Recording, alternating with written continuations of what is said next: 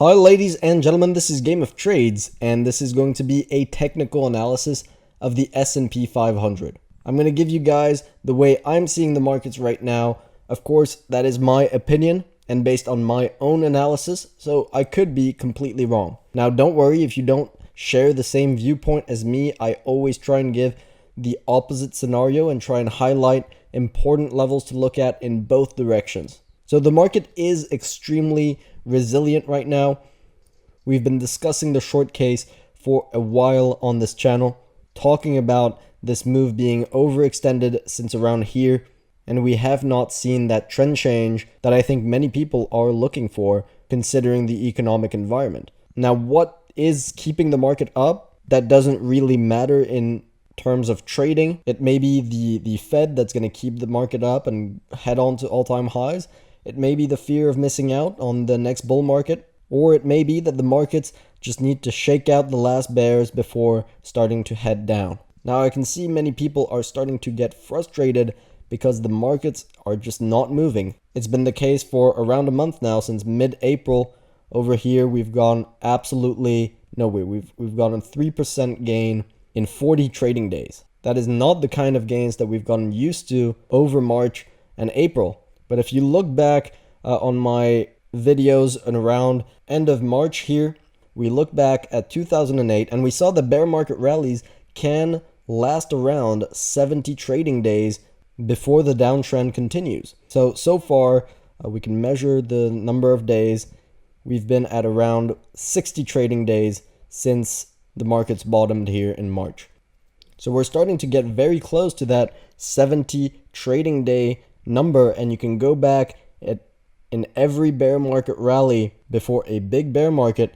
It does tend to last around 2 months before the markets start to turn around. So that is definitely one lesson to take away from this. Do not get used to the high volatility because it does eventually go away. We expected a move down much too soon in the markets and did not account for the slowing down of volatility. Over the past month, nobody has been making gains unless you consider a 3% gain a real profit.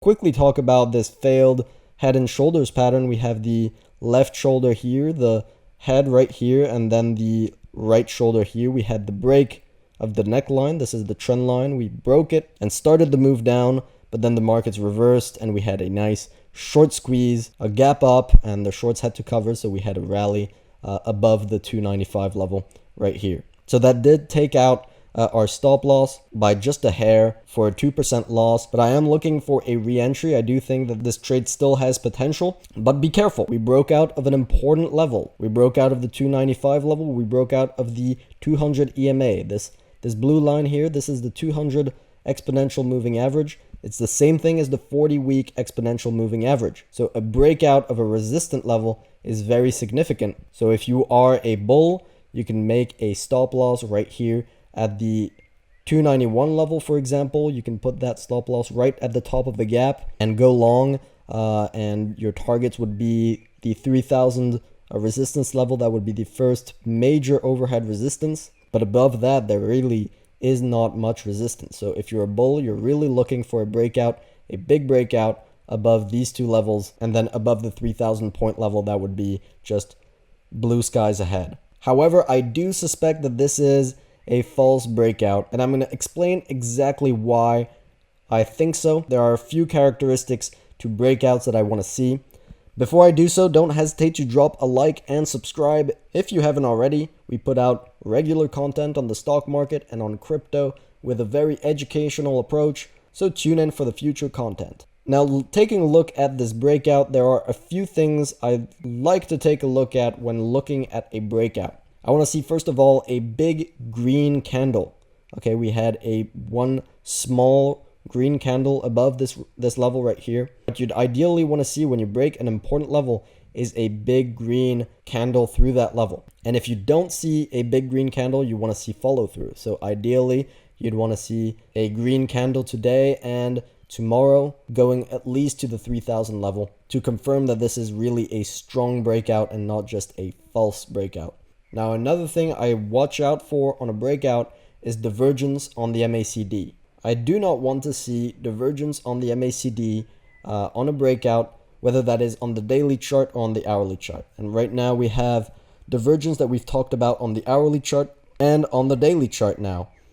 You can see we have the price going up and the MACD starting to wane down. This is divergence. And what divergence basically tell you is that this is an overextended move. This big bullish move has run out of fuel.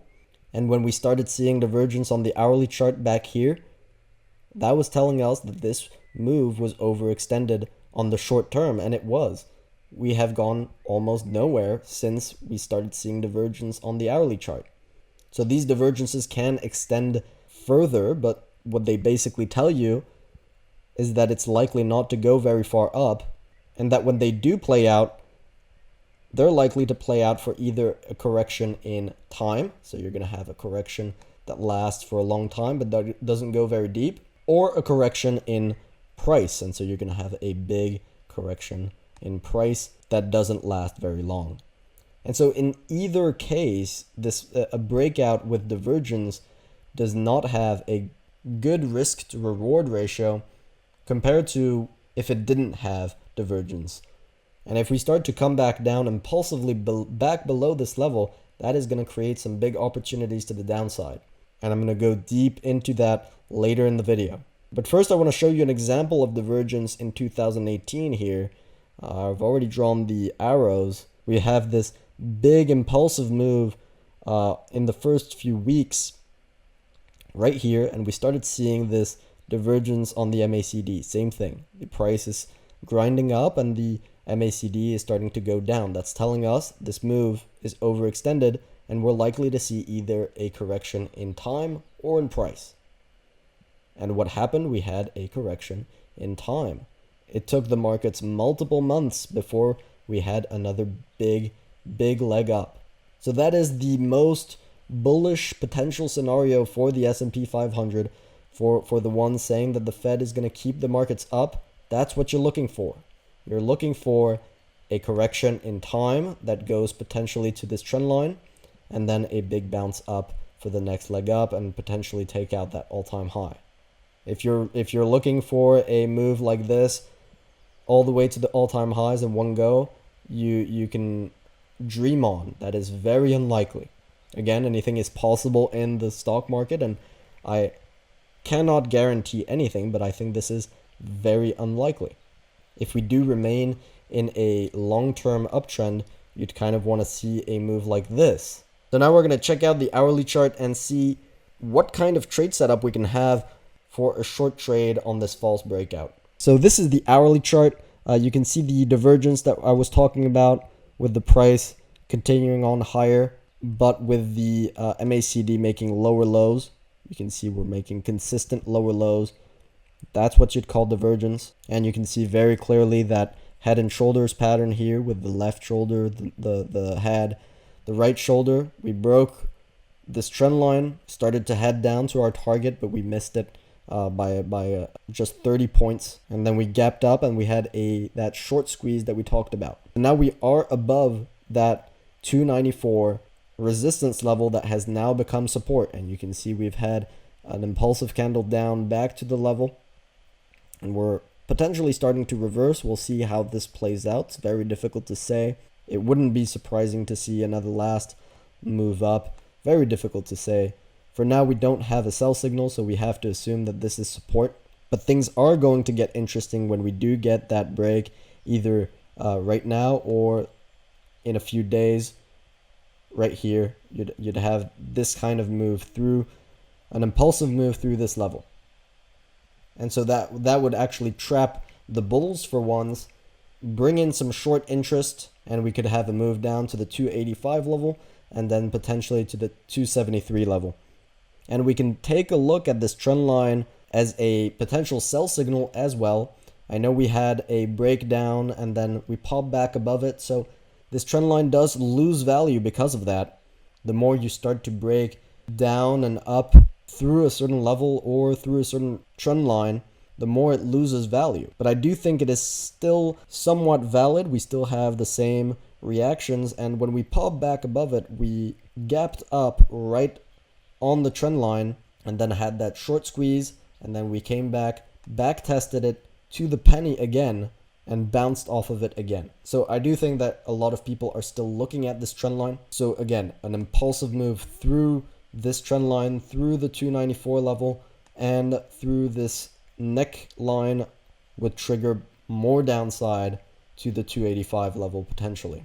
Now again, that is if we break down this level. So far, it is still support. We've broken the level. The resistance has now become support, and we need to act that way. So this is the moment for the bulls to shine. If you think that this is a real deal breakout, again, I'm going to repeat, you can put a stop loss right here at the top of this gap at the 291 level and wait for the breakout to happen and aim for higher highs in the market. Now, in terms of target, again, we're taking a look at 285. That's the first real support level. You can put it just a hair higher over here if you don't like to trade off the actual support level. And then there's the 273 level that we've talked about extensively, but watch out. And this is where things get interesting. We have this trend line here, and I know you can't see it very well on this chart because this is the hourly chart, and this is an 11-year bull market uptrend line that we've talked about extensively on this channel. So this will come into play. And so if you're shorting from here, from this level right here, from the break of the trend line, you're going to want to take that into account and likely make 274 or 275 your target. And for now, I'm not talking about lower targets. I know that I've extensively talked about lower to retest those lows, but until we remain above this bull market uptrend line, we have to assume that we're going to stay above it. If we do have that trade down to this level, we'll very likely get a reaction off of it. So bounce, and then we may be able to re-enter here at 285 and then eventually break that trend line. Or again, if you're a bull, then that's your buying opportunity right here to go up to all-time highs. So that's about all I wanted to cover in this video. I hope you guys enjoyed.